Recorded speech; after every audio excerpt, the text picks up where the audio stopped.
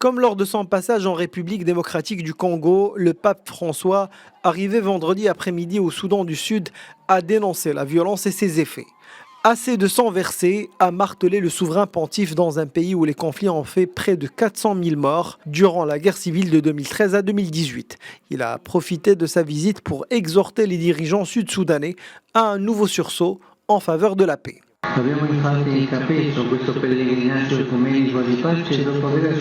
Nous avons entamé ce pèlerinage œcuménique de paix après avoir entendu les supplications de tout un peuple chargé de dignité, un peuple qui a pleuré la violence qu'il endure au quotidien, le manque de sécurité persistant, la pauvreté et les désastres naturels qu'il endure, des années de guerre et de conflits infinis.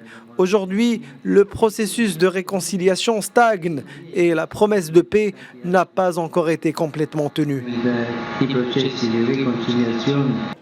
Peu après l'arrivée du pape, des milliers de personnes agitant des drapeaux et des banderoles se sont massées le long des routes pour l'accueillir au rythme des chants et des tambours. Beaucoup espèrent que ce déplacement mettra un terme aux affrontements qui ne cessent d'endeuiller le pays.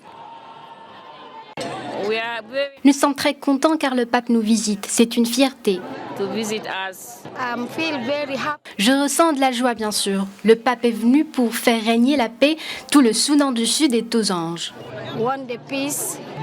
Nous sommes très contents de le voir. J'espère qu'il restaurera la paix au pays. Nous avons besoin de la paix. Le pays saigne quotidiennement. Donc nous avons grand besoin de paix. Qui parle de violence parle aussi des déplacés qu'elle engendre. Malgré un accord de paix signé en 2018, les violences perdurent et le pays comptait en décembre plus de 2 millions de déplacés internes en raison des conflits et des inondations. Plusieurs d'entre eux étaient conviés ce samedi à la cathédrale Sainte-Thérèse pour un tête-à-tête avec le souverain pontife. Le pape François, qui s'adressait aux religieux plus tôt dans la matinée, les a exhortés à marcher au milieu de la souffrance et des larmes et à se salir les mains pour les gens.